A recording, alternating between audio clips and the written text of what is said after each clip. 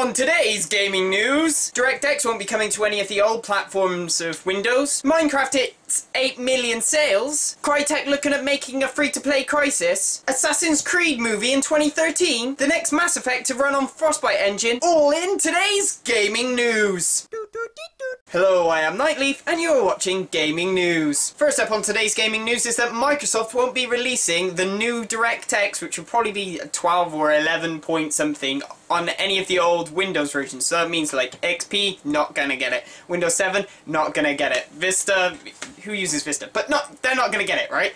And that is bad. That is really bad. That means that, like, already there's, like, loads of people that play video games and focus on video games, so pretty much a hell of a lot of the PC market is going to be looking at, well, seems you don't cater to us anymore. Are we really is it worth us putting our stuff on your platform, like, as far as games companies go, because it's going to be harder for them.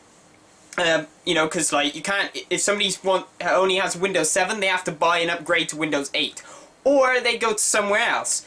And I think this somewhere else might be a big point of where people are going to go, because that's obviously their incentive now, to make people go onto Windows 8. So it's like, you can't use the old DirectX, but now everyone's going to be like, well, we'll go somewhere else completely then. I think that might be what happens, and everyone goes to Linux or whatever. But if you want to use, like, if you buy a brand new graphics card and it's got, like, you know, DirectX 12 or whatever it ends up being called on your new graphics card, then you're gonna need to either be on Windows 8 or just plan not to use it and use OpenGL or something like that, or get one that supports it, so, like, you don't have to worry about that. Minecraft hits 8 million sales, so that's a lot of money. Like, I know this has been, like, Minecraft has been selling pretty well for a long time, like, you know, so many 100,000 sales a month at least.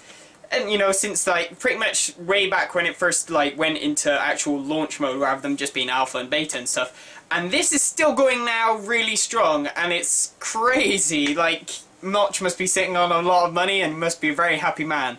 But where it goes from now, I don't know. They're still, like, releasing content slowly every now and then, and people are still buying it in, like, massive blocks, so who knows, maybe, like, in a month or so, I'll be like, well, here's it, Minecraft hit 10 million sales! But who knows. In recent talks with stuff about Crysis 3 and what's happening with Crysis 4, if there's going to be a Crysis 4, and the developers actually talked about making a free-to-play version for, I guess, what would be PC, and then still making a retail version. They're not really 100% on anything, but they are looking at making Crysis not be called Crysis 4, so that it's, like, not a definitive end to the storyline or anything like that, but so that it can run off into the world of free-to-play, which I think is great. Would be quite a cool move, I gotta admit. Like, Crysis is great, but then, you know, it's like Crysis multiplayer is pretty cool too, but then, like, if they made that free-to-play, I think that would push into a really cool direction, like, where having on the console or whatever, like, it costs money, but then you don't have to unlock anything, but then on the PC, there's, like, you can pay to unlock it, or you can just have it for free. I think that would be quite a cool move, but obviously this is all just talk, so we don't know anything for sure right now, but we'll have to wait and see. Mass Effect 4 will actually be running on the Frostbite engine. So, you know the Battlefield 3 engine, the one that was made for Battlefield 3, you know, the really shiny one? That's what the next Mass Effect is going to run on, so it's going to be like a big bump in graphics. It could make it really, really cool. I can see it going crazy places.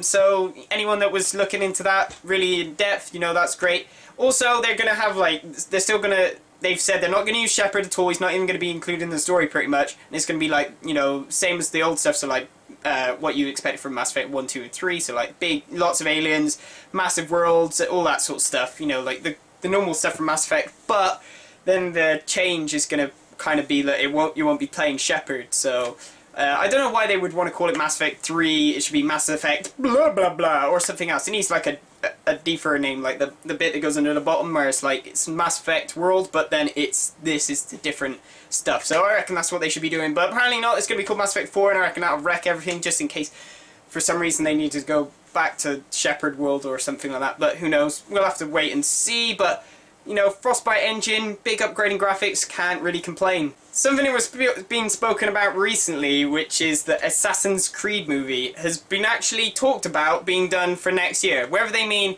like, next year would end up being 2014 and whatever, I don't know, because, like, next year, so it's like 1 year from now, or in the next year. You know, like, I hate it when people do that when they're not, like, you know, we're expecting it to be, like, 2014-ish. Or 2013, like, the end of 2013. Or anything, like, you know, not 100% anything, but, like, more, like, it's probably going to be here. But, like, because they're doing the screenplay and stuff now, so, like, a normal film would be, it would take a year after the screenplay's finished. So, which would mean it would probably end up in 2014, like, at least a year anyway. But then they might have, like, because a lot of it can be done in CG at the same time as they're doing the actual film, and which can, like, compact it a bit more, it might be able to be done by the end of 2013, because, you know, but I don't think a lot of it will be done in CG completely. I reckon a lot of it should be green screened and them hooked up to giant lines and jumping off buildings and whatever. I don't know, it's all, you know, they haven't even got a cast properly or anything yet, so my guess is it's probably going to end up being somewhere in 2014, and they're just, you know, being idiots. But we'll have to wait and see. You can't complain. I think an Assassin's Creed movie would be great, as long as they don't wreck it. A lot of video game movies do get wrecked, and I can't really say that there's been many that haven't. You know, if they haven't, they tend to be a complete diverge from the main story, but we don't know. We have to wait and see. My final bit of news, which also ends up having a question attached to it, is that Nuketown is going to be a DLC, which makes no sense to me, with the, you know, new Call of Duty coming out, Black Ops 2. So you're going to be able to play zombies in Nuketown, and they're going to obviously change some of the stuff there or whatever. It's apparently set in 2025, so, but, like, it's still Nuketown. And here's the question I have for you. Do you really think this is fair if you've already bought Black Ops 1? Surely if you've already bought the original, like, you own Nuketown, like, the rights to play it as a video game, if you already have Black Ops 1. So you've paid for it once, and then they're going to sell you it again. It's like you go into the baker's and you, like, you buy it, and then you eat it, and then, you know, then you poo it out, and then they just scoop it up and they'd be like, here, do you want it again? You pay money for it again. Actually, that's a really bad analogy. But you get my point. It's like you're repaying for something. Like, you know, you wear the clothes once, and then it's like, and then it automatically goes back in the shop, and then they can resell it you. Like, I don't know. It's because it's a digital goods, I guess. It's sort of like you pay to listen to a song once, but no, you pay the rights to listen to it completely. But if you want to listen to it in a new area, then you know, if you want to listen to it instead of just on your computer or on your iPod, then you're gonna have to pay more again.